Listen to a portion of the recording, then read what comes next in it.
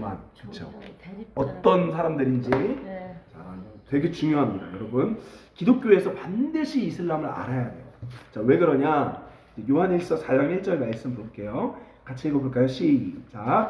사랑하는 자들아 영들을 다 믿지 말고 오직 영들이 하나님께 속하였나 분별하라. 많은 거짓 선지자가 세상에 나왔습니다. 자, 성경은 먼저 뭐라고 말하냐? 무조건 믿어라 하지 않고 따라서 분별하라.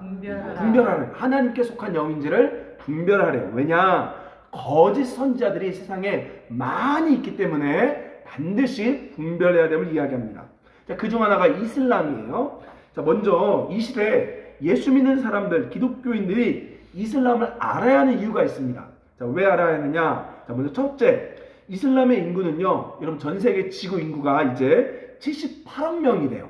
옛날에 60억 명, 65억 명 이랬던 것 같은데 78억 명으로 늘었는데 그 중에 약 몇 프로? 25%. 4분의 1. 바로 4분의 1 정도 되는 숫자가 19억 명으로 세상에서 기독교 다음으로 큰 종교가 바로 이슬람입니다. 그러니까 이슬람이 그냥 저쪽 중동에 있는 쬐끄만 애들이 아니라 전 세계의 4분의 1 정도가 되는 엄청난 큰 종교가 바로 이슬람이다.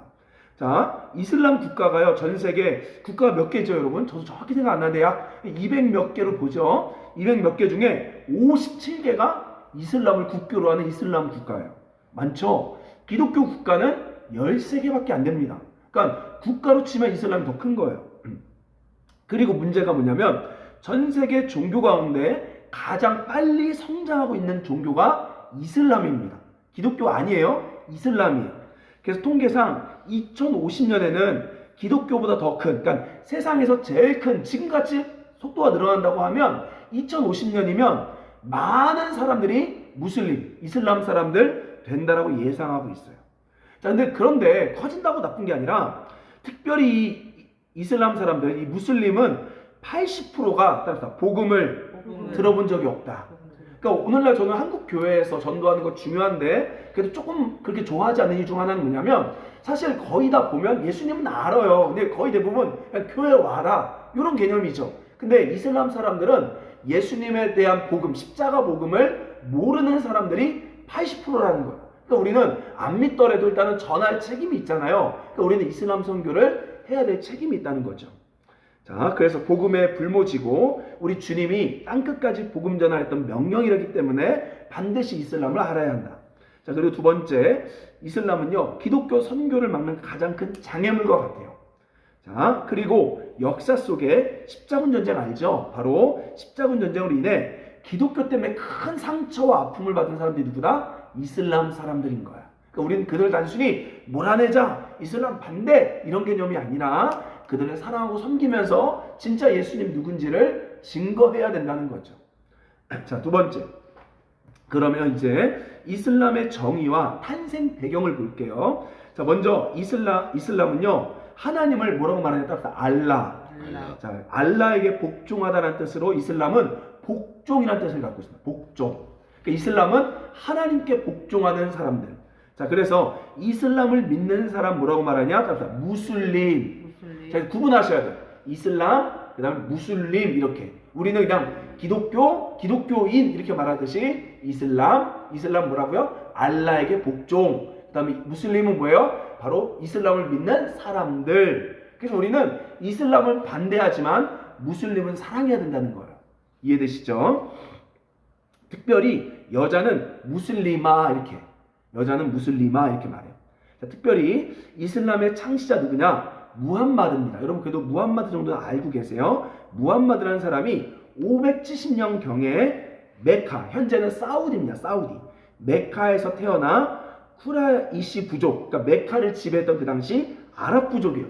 아랍 부족 상인이었습니다. 그러니까 무함마드는 원래 사우디 쪽에 태어난 상인이었다 이렇게 알고 계시면 돼요. 자, 그러다가 40세가 되는 해 히라 동굴에서 자기 말로는 천사 지브릴, 이게 이제 뭐죠? 히브리어로 가브리엘, 우리가 아는 가브리엘 만났다는 거예요. 가브리엘 통해 계시를 받았대요. 그래서 즉 이슬람의 경전인, 자, 오타죠. 경전인 꾸란. 그래서 이슬람은 성경이라고 하지 않고 꾸란이라고 해요.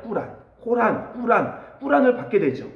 자, 그리고 이 무함마드가 이제 메카에 가서 유일신 하나님 알라를 전파하다가 그 당시 기독교가 워낙 세니까 박해를 받아 메디나, 사우디 또 다른 지방이에요. 메카에 있다가 메디나로 이주하게 됩니다. 자, 그러면서 이 무함마드를 따라가는 사람들이 생겨 이슬람 공동체가 시작된 거예요. 자, 이후 힘이 커져서 다시 메카를 정복하면서 이슬람이 아라비아 전역으로 이슬람교가 확장된 거예요. 확장됐어요. 자, 그리고 632년에 무함마드가 사망하면서 그 후계자 아부 바르크, 이거를 이슬람 지도자를 따라서 칼리프라 그래요. 이 칼리프가 됐습니다. 근데 재밌는 게요, 이슬람은요 크게 두 종파가 있습니다. 따라할까요? 수니파, 시아파. 자, 그래서 수니파는 아부 바르크를 후계자 칼리프로 여기고요, 시아파는 아부 바르크를 후계자로 여기지 않고 무함마드 사촌이자 사위인 알리를 후계자로 여기면서 나눠진 거예요. 그러니까 무슬림도 크게는 두 종파, 더 많은데 대표적으로 두 개로 나눠 있습니다. 그래서 수니파, 시아파. 자, 그래서 특별히 대부분은 어디 파다? 수니파입니다. 거의 대부분 다 수니파예요. 근데 시아파는 누구냐? 따라할까요? 이란, 이라크, 아제르바이잔, 이런 나라들은 시아파입니다. 그래서 여러분, 이란은요 좀 강한 이 시아파 무슬림 국가예요. 제가 기회가 되면 이란 이런 데 한번 가보고 싶어요. 근데 잘 못 갑니다. 잘 못 가요. 자, 이렇게 이슬람은 이렇게 탄생했다. 자, 그럼 세 번째, 이거 되게 중요한 내용이에요. 이거 너무 재밌어요. 유대교, 기독교, 이슬람과의 관계. 자, 먼저 이슬람의 관점입니다. 우리 관점 아니에요. 기독교는 이슬람과 같은 신으로 여기지 않습니다. 자, 근데 먼저 이슬람 입장에서는 유일신 하나님을 믿는 서로 다른 몇 종교가 있다? 세 종교가 있는 거예요. 유대교는 먼저 하나님의 이름을 함부로 부르지 못한다는 계명에 따라 나의 주님이라는 뜻으로, 따라합시다, 아도나이. 하나님을 아도나이로 불러요. 그러니까 하나님의 이름을 망령되이 부르지 말라는 십계명 있잖아요. 그러다 보니까 하나님 이름을 함부로 못 불러요. 그래서 그냥 나의 주님 해서 아도나이 이렇게 부릅니다. 자, 기독교는 하나님의 이름을 부르죠. 어떻게? 야훼 또는 여호와. 그래서 여러분, 순복음 교단은 야훼 이렇게 말하죠. 우리는 그 발음을 여호와 이렇게 말하는 거예요. 같은 거예요. 자, 우린 여호와 이렇게 하나님을 부르죠. 자, 그리고 이슬람은 뭐라고 말하냐? 알라 이렇게 말합니다. 알라. 이해되세요? 네. 자, 그러니까 같은 하나님을 유대교는 아도나이, 기독교는 야훼 또는 여호와, 그 다음에 이슬람은 알라 이렇게 부른다는 거죠. 우리 입장이 아니라 이슬람 입장에서. 자, 근데 중요한 게요, 같은 하나님을 믿는데 유대교는 예수님을 믿어요, 안 믿어요? 믿어요, 안 믿어요? 안 믿죠. 그래서 예수님을 십자가에 죽였잖아요. 자, 안 믿죠. 근데 이슬람은 예수님 믿을까요, 안 믿을까요? 믿어요. 대신 이슬람을, 예수님을 선지자로 인정해서 복음서를 받아들입니다. 그러니까 유대교는 오로지 구약만 믿어요. 구약만.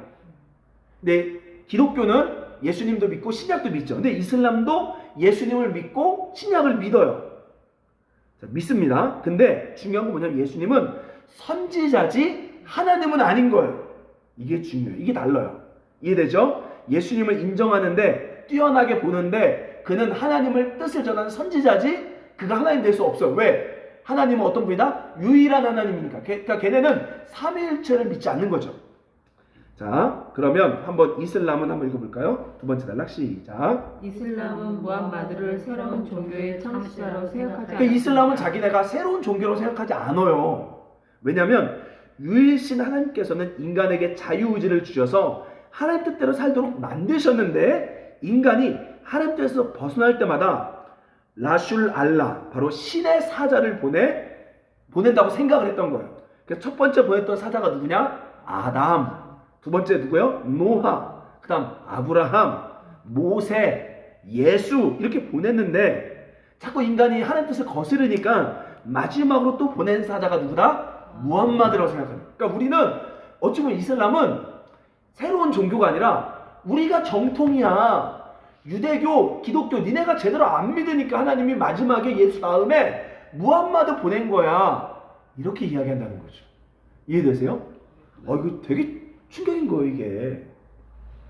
자, 이제 네 번째. 이슬람이 이해하는 예수님. 자, 무함마드는 유대인들에게 예수는 유대인들을 하나님 뜻대로 살기 위해 보낸 분이라고 가르쳤다는 거죠. 그러니까 무함마드가 예수 무시한 게 아니라 유대인들에게 뭐라 그래요? 야, 예수님은 너희들을 하나님 뜻대로 살기 위해 보내신 하나님의 사자다. 자, 예수님을 유대인들이 따르는데 모세오경을 그러니까 예수님은 유대인들이 따르는 그 모세오경을 확증했고 보충하고 금기했던 것들을 해체하기 위해 오신 분이다. 이게 꾸란 3장 50절에 나와요. 되게 중요한 이야기입니다. 그러니까 제가 이제 우리는 그동안 기독교의 관점으로만 봤다는 거예요. 자, 근데 이제 내가 이제 유대교로 생각해요. 유대교. 자, 한번 보세요. 나 유대교야. 이게 너무 충격이에요, 저는. 자, 보세요. 옛날에 하나님이라는 분이 있었고, 하나님께서 선지자 아브라함이나 모세를 보내서 하나님을 믿게 만들었어요. 그게 누구예요? 유대 민족이죠.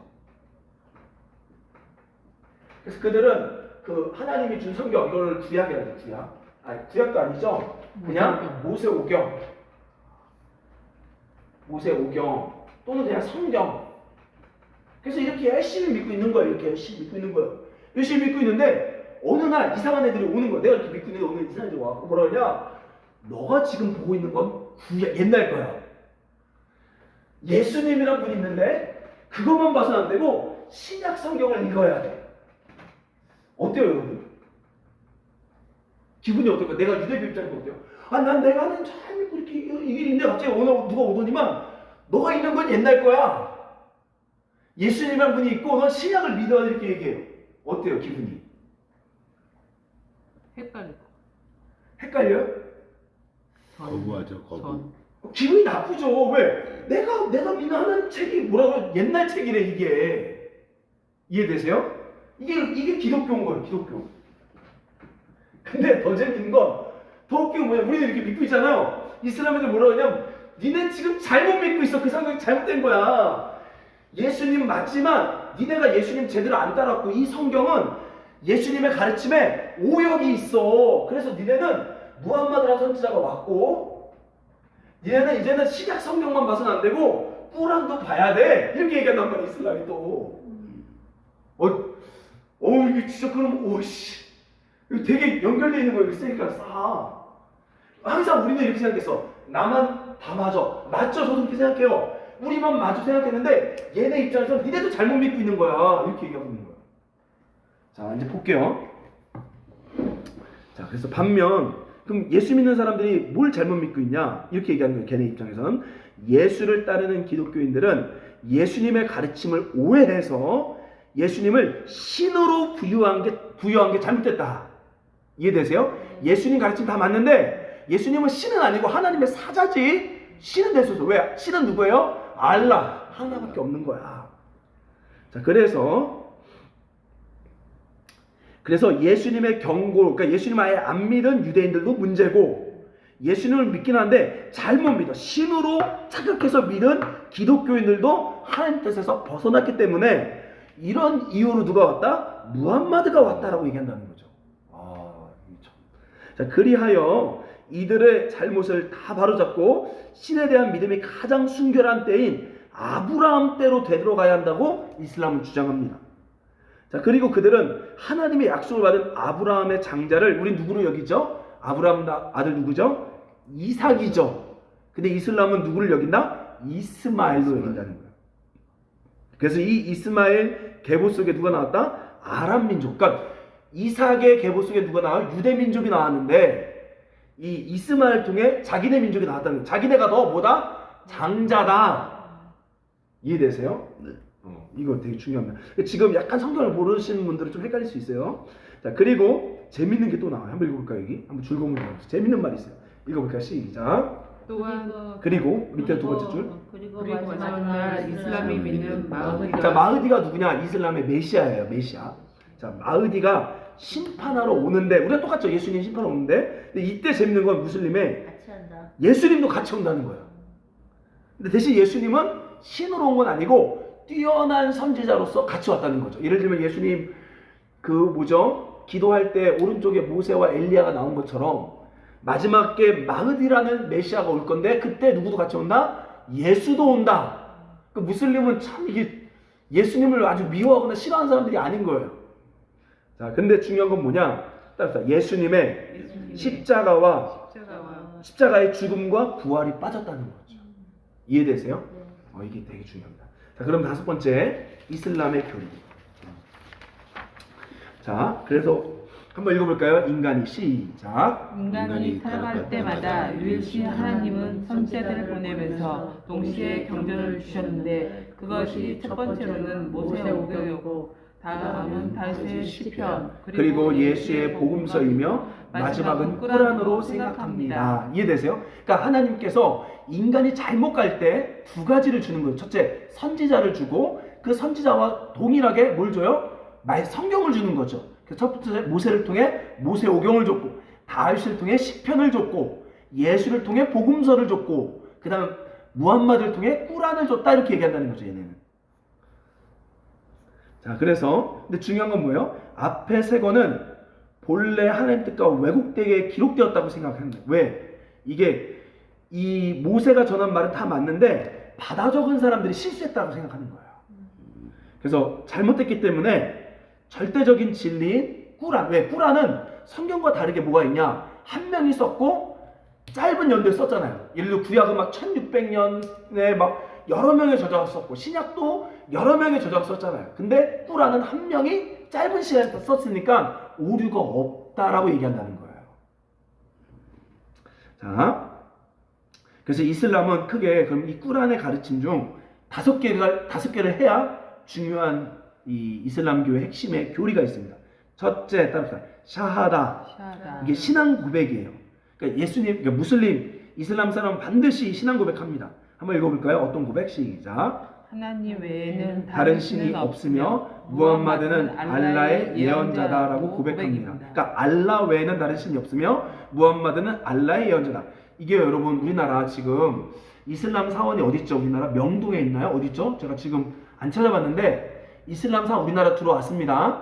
거기 보면 정문에 그게 써 있어요. 제가 사진을 봤습니다. 정문에 하나님 외에 다른 신이 없으며 무함마드는 바로 하나님의 사도다 이렇게 써 있어요. 한국어로.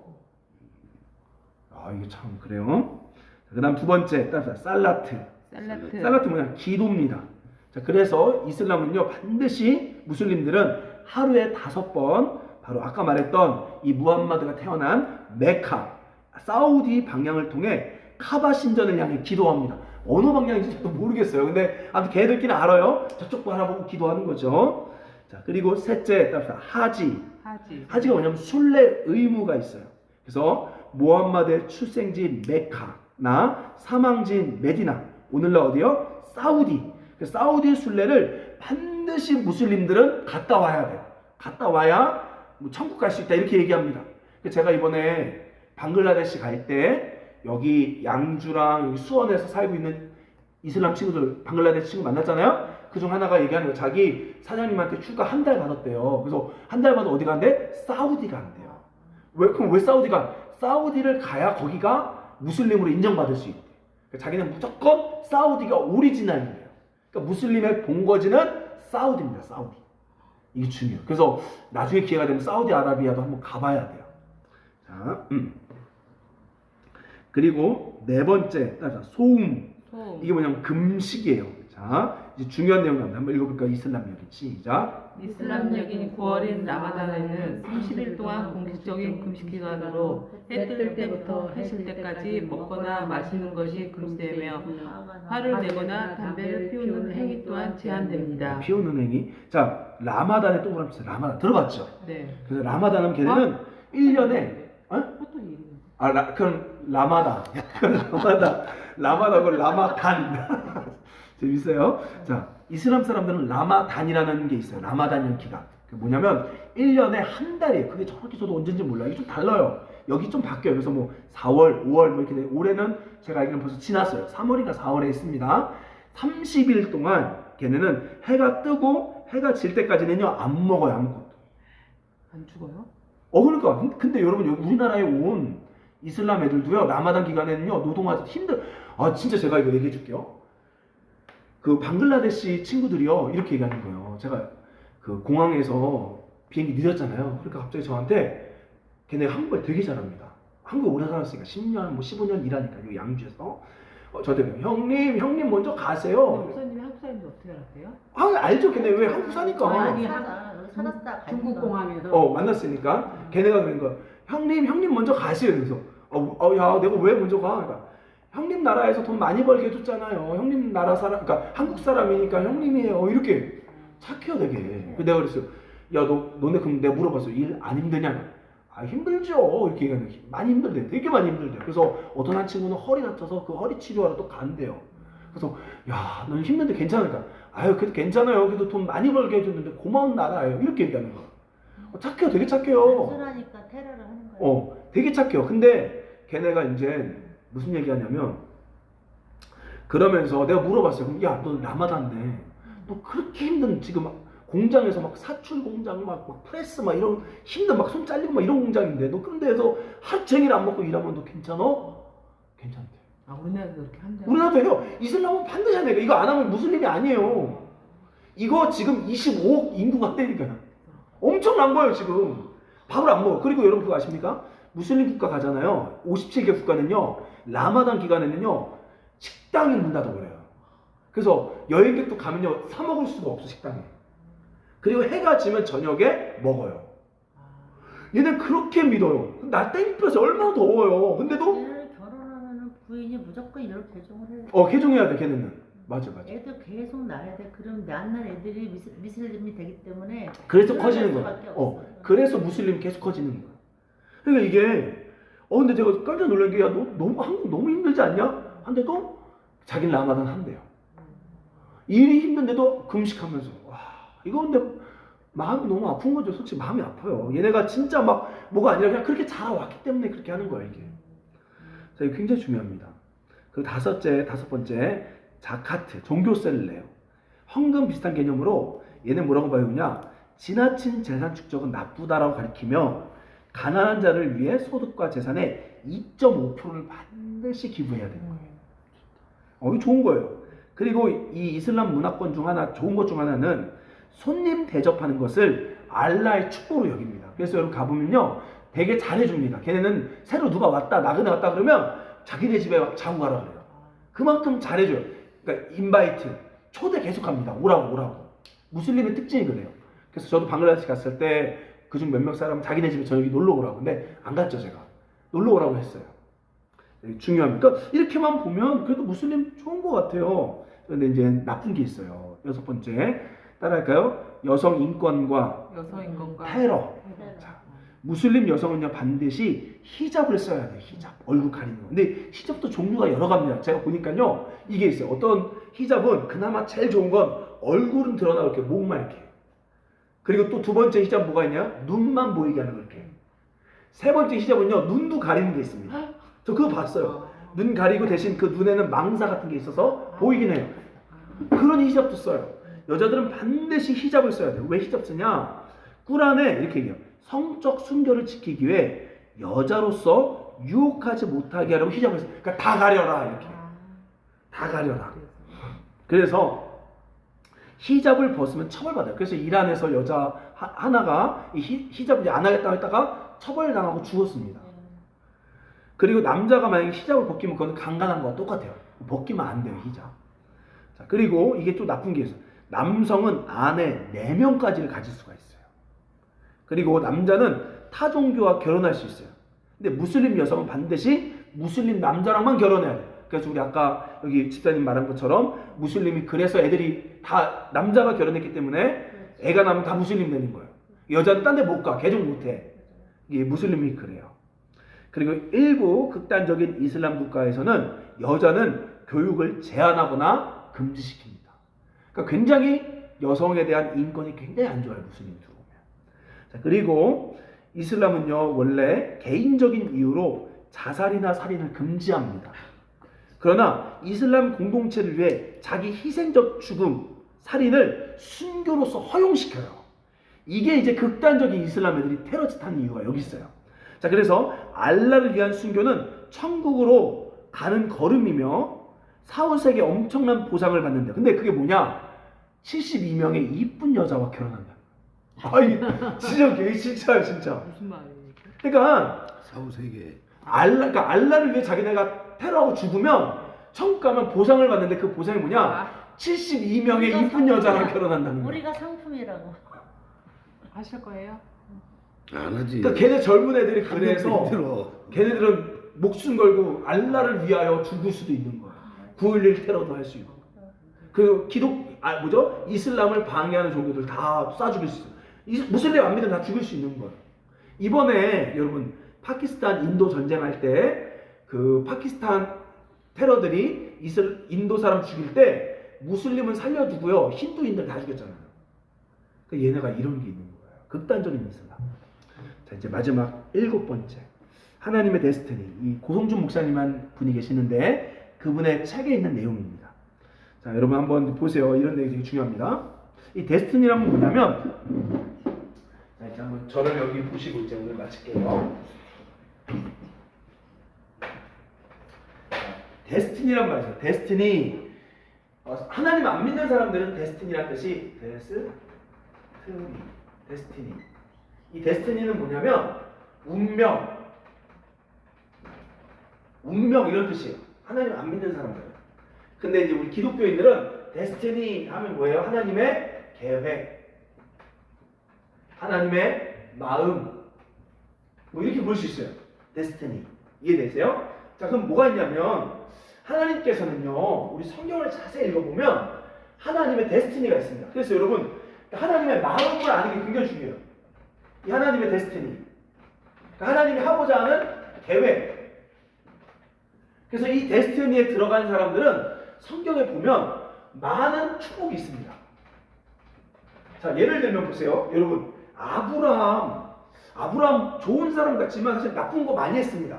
자, 뭘 볼 수 있느냐? 자, 보세요. 하나님께서 이런 얘기를 하는 거예요. 아브라함을 통해 큰 민족을 이루게 하겠다고 약속합니다. 이해되세요? 그래서 하나님 뭐라고 말하냐? 너 아브라함아, 내가 너 지시한 그 이스라엘 가나안 땅에 있으면 앞으로 너의 후손이 별과 같이 많아질 거야. 이렇게 얘기를 해요. 근데 아브라함이 갔는데 이스라엘 땅에 어떤 일이 벌어져요? 기근이 일어납니다. 기근. 그래서 아브라함이 애굽이나 또 딴 데로 도망갔는데 참 재밌는 게 아브라함의 아내가 사레가 사라로 바뀌죠. 사레인데 이뻤나 봐요. 이쁘니까 다른 나라 왕이 사레를 뺏어가려고 아브라함한테 얘기합니다. 얘 누구냐 이렇게 말할 때 아브라함이 용기 있게 내 아내입니다 해야 되는데 죽을 것 같으니까 뭐라 그래요? 동생입니다. 거짓말해요. 그러면 왕 입장에서 아내도 아니고 동생이니까 그럼 나 줘. 그러니까 아브라함이 어때요? 준 거죠. 줬어요. 그럼 누가 잘못한 거예요? 이 왕도 나빴지만 아브라함도 잘못했단 말이에요. 근데 이 왕이 자는데 하나님이 꿈에 나타나요. 이 사례는 아브라함 쳐다. 너 건들면 죽일 거야. 하고 또 어떤 경우는 병들 들게 합니다. 그래서 이 왕이요 얘기합니다. 야 너 진짜 얘기 안 했어. 너 때문에 내가 큰 죄를 지을 뻔했잖아. 너 빨리 사례 데리고 가 하면서 뭐라 그러냐. 우리나라에 있는 재산들을 아브라함에게 줘버려요. 여러분 하나님 공평해요? 안 공평해요? 안 공평해요. 아브라함만 일방적으로 편을 들어줘요. 이해되세요? 근데 왜 편 들어줬냐? 아브라함을 너무 사랑해서가 아니라 아브라함을 통한 약속, 그쵸? 계획, 데스티니 때문에 하나님이 아브라함을 그렇게 지켜주시고 아브라함을 축복하신 거예요. 이해되십니까? 그러니까 하나님의 데스티니 안으로 들어가는 게 되게 중요해요. 여러분이 하나님께 복달라 기도하는 게 아니라 하나님이 원하는 일에 들어가는 자들은 하나님의 어찌 보면 일방적인 편애와 같은 사랑과 왜? 그 계획을 이루어야 되기 때문에 하나님이 어떻게든 자꾸 특별한 은혜를 주신다는 거죠. 이해되세요? 자 그러면 하나님의 계획이 각 시대마다 있었다는 거예요. 아까 말했듯이 아브라함 시대 때는 뭐예요? 하나님 계획이 뭐예요? 아브라함을 통해 이스라엘 민족을 만들어야 된단 말이에요. 그래서 아브라함의 믿음으로 다른 사람과 결혼하지 않고 사라랑 결혼해서 아기를 만들어야 돼요. 그래서 그 사라의 자궁을 지키기 위해서 어떤 남자도 하나님 접근하지 못하고 다 지켜줬단 말이에요. 이해되세요? 예. 그러니까 애가 생기기 전까지는 아브라함은 병 걸려도 안 죽어. 왜? 약속이 있으니까. 이거 너무 좋지 않아요? 그러니까 이 약속을 받으면 잘해야 되는데 못해도 어떻게든 하나님 지켜줘요. 왜? 그걸 이루어야 되기 때문에. 두 번째, 어느 시대가 넘어가냐? 모세 시대 때 하나님이 뭘 원했어요? 하나님의 데스티니가 뭐였어요? 이스라엘 백성들을 이제 애굽에서 노예당하고 있는 이스라엘 백성들을 구원해 가야 되는 계획이 모세를 통해 있었단 말이에요. 그리고 이 모세가 뭘 해야 돼요? 광야에서 성막을 만들어야 돼. 예배하는 성막. 그럼 여러분 광야에 지금 모래사장이에요. 모래사장에서 아무것도 없는 모래사장에서 유목민들이 성막을 어떻게 만들겠냐고요. 만들 수 있겠냐고요. 근데 하나님이 계획이 이 모세를 통한 계획이 있었기 때문에 어떻게 하게 하느냐? 성막을 만들 수 있게 애굽에서 재료를 다 줘버립니다. 그냥. 그리고 여기 말씀 보세요. 아주 재밌는 말이 나와요. 36장 2절 시작. 모세가 브랄렐과 오홀리압과 부살렐 네, 다시 부살렐과 오홀리압과니 마음이 지혜로운 사람 곧 마음에 여호와께로부터 지혜를 얻고 와서 그 일을 하려고 마음에 원하는 모든 자를 부르매. 자, 뭐예요? 하나님이 성경 보니까 딱 부살렐과 발음 잘하셔야 돼요. 부살렐과 오홀리압에게 손재주를 줬대요. 기술을 할 수 있는 손재주를 하나님이 은사로 줘버렸대요. 그리고 또 재밌는 게 뭐예요? 그 성막을 짓고자 하는 사람들의 마음들을 건드려서 다 모세를 도와주게 만들어줬대요. 하나님이. 아멘. 이게 바로 하나님의 데스티니 안에 있는 사람들이라는 거죠. 이해되십니까? 자, 그리고 이제 엘리야 시대로 넘어가면 하나님 그 시대에 가장 원했던 게 뭐예요? 이스라엘 백성들이 뭘 쫓아갔어요? 바알 숭배했다. 바알이 오늘날 만몬과 성인 거예요. 이걸 숭배할 때 하나님이 바알이 하나님이 아니라 여호와가 하나님이다를 보여주고 싶었어요. 갈멜산에서. 그래서 850대 1로 엘리야가 싸웠죠. 이해되세요? 그러니까 하나님은 그 엘리야 사역에 하나님 기름 부어주신 거예요.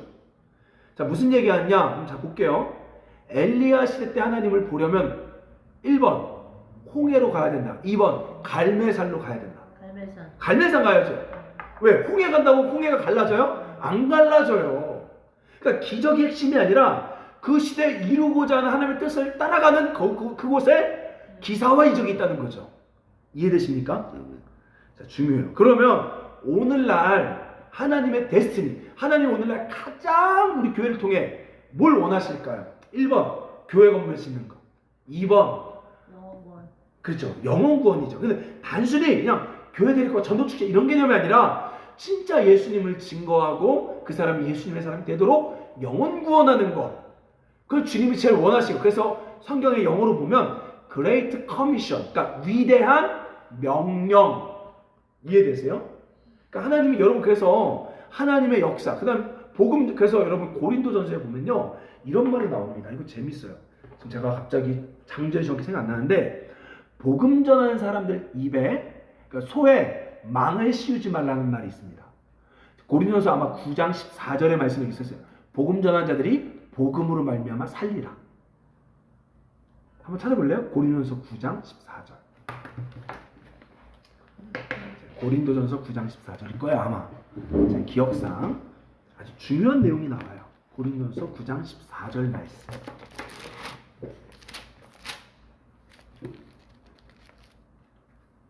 한번 읽어볼까요? 시작. 이와 같이 주께서도 복음 전하는 자들이 복음으로 말미암아 살리라 명하셨느니라. 자, 그 복음으로 살리라가 뭐냐면 그 위에 보면 소의 입에 망을 씌우지 말라거든요. 그러니까 복음 전하는 자들이 하나님이 먹을 거 입을 거 다 채워주겠다 그 얘기예요. 왜? 하나님이 그 일을 하는데 어떻게 안 도와주냐는 거죠. 이해되십니까? 이게 하나님의 데스티니라는 거예요. 하나님이 이 시대 복음 전하는 곳에는 하나님이 복음 전할 수 있게 모든 필요한 것들을 공급하신다는 거예요. 그래서 제가 이번에 느낀 게, 자 보세요. 솔직히 저도 그냥 반은 어찌 보면 여행같이 볼지 모르지만 반은 그래도 복음 전하려고 갔잖아요. 방글라데시 갔단 말이에요. 저도 마찬가지로 비행기 값 없어요. 저 돈 없어요. 돈 없어요. 그리고 거기 갈 형편도 안 돼요. 왜냐면 저도 지금 해야 될 게 많아요. 뭐 자동차 보험료도 내야 되지, 뭐 할 게 엄청나 돈 들어갈 게 많았단 말이에요. 저도. 근데 그렇게 할 형편이 안 돼요. 근데 그래도 복음 전하러 간다라고 결정하고 나아갔을 때 하나님이 넘치게 채워줬단 말이에요. 넘치게. 그게 이성민 목사가 좋아서가 아니에요. 그게 나 때문에 왜냐면 재밌는 게 우리 교인들도 감사하게 그중 몇 분은 이렇게 여비를 주셨지만 80%는요 다 외부에서 우리 교인이 아닌 사람한테 다 왔습니다. 그래서 제 비행기 값도 다 내고 거기 사역비도 다 쓰고 또 남고 했어요 지금. 그 또 나갈 수도 있어요. 지금 나갈 수 있을 만큼, 그러니까 원래 가지고 있던 선교비 그대로 다 남아 있어요. 그게 저 때문에 제가 받은 게 아니라, 저한테 준 게 아니라 복음 전하는 하나님의 데스티니 때문에 그런 거예요. 아멘. 거기 하나님의 마음이 있다는 거예요. 자, 그러면 진짜 복음 전하는 게 중요한데, 자, 하나님은요, 따라합시다. 모든 사람이 구원받기를 원한다. 구원받기를 원한다. 원합니다. 근데 특별히 어느 시대에 따라 그 사람은 반드시 그 사람들 구원받아야 돼 하는 사람들이 있었어요. 그게 바로 역사의 무대 속에 등장합니다. 자, 하나님이 어떻게 하냐면 역사의 무대, 그러니까 역사의 사건을 통해 그 민족들을 구원하는 경우들이 있었어요. 자, 예를 들면 우리가 아는 것처럼 로마가 전 세계 지배했을 때 우리 배웠죠. 313년 바로 콘스탄틴 대제가 밀라노 침략으로 말미암아 이 전쟁 속에 누가 구원받아요? 로마 사람들이 구원받아 버렸죠.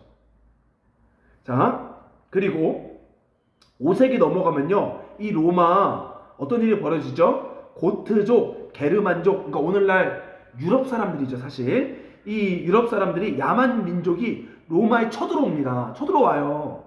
근데 재밌는 건, 그래서 로마를 정복합니다. 근데 재밌는 건 이들이 100년 안에 어떻게 해요? 예수 믿어버려요. 다. 그리고 9세기 넘어가면요, 또 바이킹족이 신성 로마 제국으로 쳐들어오고요, 또 예수 믿어버려요. 그럼 여러분 또 재밌는, 그러니까 각 시대의 사건과 이슈 속에 한 민족들이 구원받는 일들이 있다는 거죠. 19세기 보면요, 일제시대로 말미암아 재밌는 게요, 그러니까 전 세계 뉴스 중에 19세기 가면 뭐 1차 세계대전도 중요했지만 분명 중요해요. 그런데 또 하나 뉴스 중 하나 뭐냐면 조선입니다. 그전까지는 조선이 예수 믿고 구원받아야 되는 건 맞는데 역사 무대 속에 드러난 적이 없어요. 근데 일제 시대로 말미암아 독립운동이 일어나고 조선이 역사 속에 드러나기 시작하는 거죠. 그러면서 어떤 일이 벌어져요? 선교사들이 물밑에 들어오기 시작하면서 조선이 50년 안에 예수 믿는 나라가 된 거죠. 이해되세요? 그러니까 하나님이 분명히 조선요 10세기, 9세기 때도 구원받기를 원했어요. 그러나 하나님이 역사의 무대에 올리진 않았단 말이죠. 근데 19세기, 20세기엔 역사의 무대에 올림으로 말미암아 하나님이 한순간 짧은 시간에 조선을 구원시켜버린 거예요. 이게 역사 가운데 이런 일이 있었다는 거죠. 그러면 오늘날 하나님이 세계 뉴스 속에 가장 탑픽으로 역사 무대에 올리는 민족이 누굽니까? 그게 바로 이슬람이라는 거예요. 자, 보세요. 지금 우리가 알고 있는 것처럼 2001년 9.11 테러부터 시작했어요. 그 전까지는 이슬람이 크게 역사 속에 막 드러나진 않았어요. 뉴스 속에 이슬람 이야기 많이 안 나왔어요. 근데 이제 9.11 테러부터 시작하면서 그 배우 오사마 빈 라덴부터 시작해서 이슬람 테러 조직을 알게 되고 이슬람 드러나는 거죠.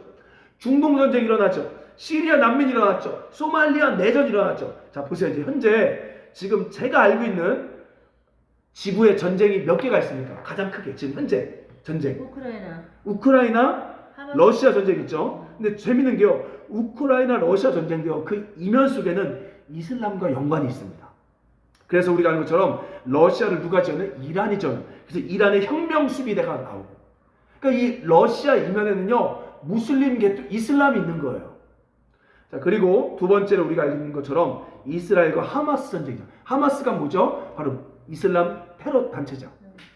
그 다음 세 번째로 우리가 알고 있는 것처럼 지금 뭐예요? 이제 잠깐 또 종전됐대요. 파키스탄 인도 전쟁. 그것도 뭐예요? 이슬람과 힌두교의 전쟁이죠. 그러니까 지금 모든 전쟁의 이면 속에는 이슬람이 다 들어가 있는 거예요. 다 들어가 있어요. 그 얘기가 뭐예요? 하나님이 지금 이슬람 구원하시려고 역사의 무대 속에 계속 올리는 거예요. 그래서 지금 이슬람 선교에 그전까지는요, 여러분 우리나라도요, 그거 아십니까? 90년대만 해도요 이슬람 선교 안 했어요. 무슨 선교했냐? 중국 선교예요. 중국 선교. 들어봤죠? 중국 선교. 그래서 선교사님들 가면 다 선교사 하면 어디예요? 중국 선교사님들. 그리고 그 다음에 소련. 그래서 중앙아시아 선교. 우리나라 다 그랬어요. 그리고 이제 90년대 중반 후반 넘어가면 이제 어디 가요? 그나마 동남아 선교들이 나와요. 근데 지금 이제 2000년 중반부터 어떤 일이 벌어져? 우리나라도 잘못한 게 있죠. 무슬림 선교. 그게 누구예요? 걔네잖아요. 아프가니스탄 피랍 사건, 분당 샘물교회를 기점으로. 근데 그게 뭐예요? 우리나라 이슬람 선교에 시작을 했던 폼이라. 근데 그거 잘못한 거예요. 지금 이슬람에 대한 선교가 계속 이슈가 되고 있죠. 왜? 하나님이 이슬람 구원하시려고 지금 그렇게 한다는 거예요. 아멘. 자, 여러분 중요한 것 중 하나. 이슬람은 계속해서 전쟁을 일으키죠. 여러분 그 전쟁 속에 반드시 전쟁이 일어나면 무슨 일이 벌어지냐? 고아가 있습니다. 고아. 그래서 여러분 대한민국도 6.25 전쟁으로 말미암아 뭐가 많았어요? 고아가. 전 세계에서 두 번째로 못 사는 나라가 대한민국이었어요. 아세요? 전 세계 두 번째로 못 사는 나라 그 대한민국이에요. 그래서 여러분 컴패션이라는 단체 아십니까? 컴패션. 그래서 요즘에 시네라 그다음 누구죠? 진우션의 션, 그다음 차인표가 막 맨날 이렇게 봉사하잖아요. 그게 컴패션이에요. 컴패션이 왜 만들어진 줄 아세요? 대한민국 고아들을 돕기 위해 만든 거예요.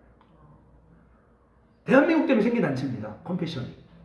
대한민국의 고아들이 너무 많아서 제가 알기로는 미국에서부터 시작된 거예요. 컴패션이. 근데 놀라운 건 뭐예요? 30년, 40년 만에 이제 컴패션 후원하는 나라로 바뀌어요. 그러니까 전 세계 역사상 후원받았던 나라가 후원해준 나라로 바뀐 경우가 없는 거예요. 그게 컴패션입니다.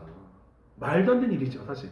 우리나라 고아들, 어찌 보면, 여러분, 제가 봤을 때는요, 우리 아버지, 큰아빠 세대, 50년대생들. 그 50년대생, 40년대생, 50년대생 고아들을 돕기 위해 만든 게 컴패션. 대한민국에 그냥 수도 없이 고아만 자들이 있어요. 왜? 부모가 죽으니까. 이 이슬람 전쟁 속에 뭐가 나오냐? 고아들이 수도 없이 나오는 거예요. 이 고아들이 난민촌에 사는 거죠. 근데 이 난민촌을 누가 돌보냐? 이슬람 애들이 이 고아들에게 교육과 군사훈련을 시켜 뭘로 만드냐? 이슬람의 전사로 만들어요. 이게 바로 IS고 탈레반이라는 뜻이 뭐예요? 고아란 뜻입니다. 우리가 그들을 돌보지 않으면 그 전쟁의 고아들이 뭐가 있어요? 적개심이 가득하죠. 우리 부모를 죽인 이 적개심이 가득한 그 아이들 테러 조직 살았어 뭐해? 그게 오늘날 이렇게 만든 거예요. 그래서 탈레반을 미워해서는 안 되는 거예요. 걔네들이 가지고 있는 영은 미워하되 그들은 불쌍한 애들인 거야 사실. 근데 여러분 지금 전쟁으로 우리 전에 얘기한 이건 한참 전이에요. 벌써 6년 7년 시리아 내전으로 말미암아 100만 고아가 탄생했습니다. 100만 고아가. 우리 90년대 중동 전쟁할 때요 10만 고아가 탄생했어요. 근데 그때 깨어있는 선교사님이 뭐라고 했냐면 교회들이 그 고아들 돌보자면 얘네들이 분명히 2000년 넘어가서는 테러 조직으로 바뀔 거다. 근데 지금 100만 고아가 나왔다는 얘기는 우리가 그냥 가만히 있으면 그 아이들이 무장단체가 100만이 돼버리는 거예요.